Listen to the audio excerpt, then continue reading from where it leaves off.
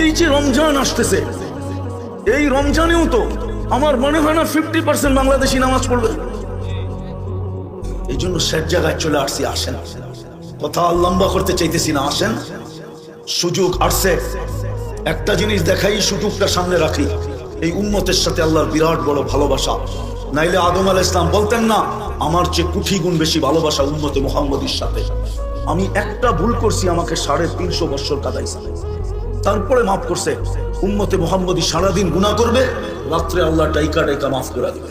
হায় হায় হায়, হাদিস মনে উঠলো, এই জন্য বলতেছি, কিয়ামতের দিন তোমার আমার নবী।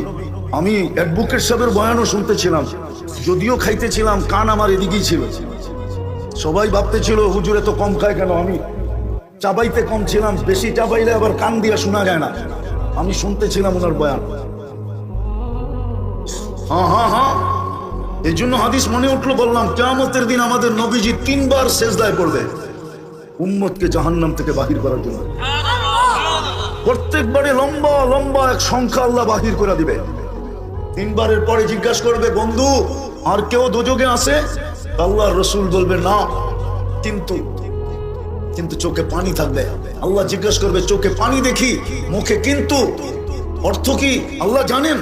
বলবে ইল্লা হাবাসাহুল কুরআন, কোরআন যাদের বিরুদ্ধে চলে গেছে ওদেরকে বাইর করতে পারি নাই।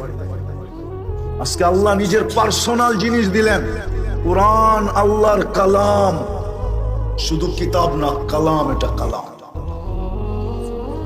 ওই শুরুতে আমি আবার চলে যাব, দিছিলেন যেন আমরা সোনা হই, সোনা আল্লাহ যেন কিনতে পারেন জান্নাত দিয়া।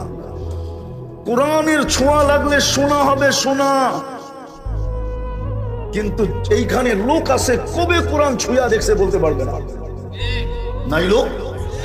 প্রত্যেকে নিজেকে প্রশ্ন করেন না যে আপনি কোরআন ছুঁইছি কবে? চুমা তো দূরের কথা, ছুঁয়া দেখছি কবে? রাগ হয় না, আমি শেষ জায়গায় চলে আসছি। এত লম্বা কথা বলার, রাত পর্যন্ত কথা বলার অভ্যাসও আমার নাই, কেন আমার আইসি বহুত আগে বন্ধ হয়ে গেছে। তো যেটা বুঝাইতেছিলাম, কোরআনকে ছুঁয়া দেখে না। জানি না সখীপুরের মানুষ মানবে কি মানবে না। আমাদের ঘরে কোরআন চিৎকার দিতেছে, চিৎকার।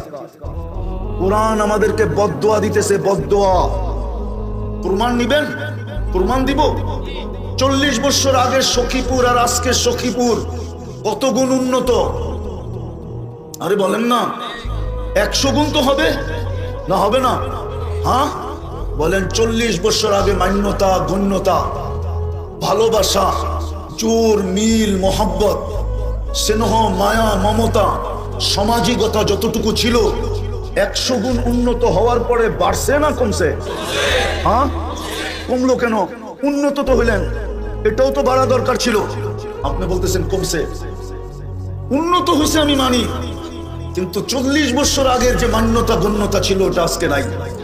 যেই ভালোবাসা ছিল ওটা নাই, যেই প্রেম প্রীতি ছিল ওটা নাই, যেই সহানুভূতি ছিল ওটা নাই। আজকে মানুষ আছে, মানুষত্ব নাই, ঠিক না? মানুষ আছে, মানুষত্ব নাই। 40 বছর আগে ছিল না, ছিল না? হ্যাঁ, তাহলে উন্নত হওয়ার পরে তো বেশি হওয়ার কথা ছিল, নাই কেন? বোঝা গেল কোরআনের বদদোয়া লাগছে। কোরআন আপনার ঘরে বদদোয়া দিতেছে, কোরআন চিৎকার দিতেছে। তো যেটা বুঝাইতেছিলাম যে সুপার বাইক রাখা আছে, উড়া যায় নেমে যাবে। ওই জান্নাতের বিনিময়ে একটু টাচ দিলাম, আল্লাহ কিনবে যদি আমি নিজেকে সোনা বানাইতে পারি।